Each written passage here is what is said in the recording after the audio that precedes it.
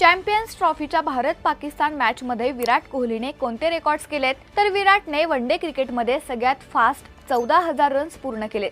त्याने 287 इनिंग्समध्ये हा रेकॉर्ड नावावर करत सचिन तेंडुलकरचा रेकॉर्ड तोडले.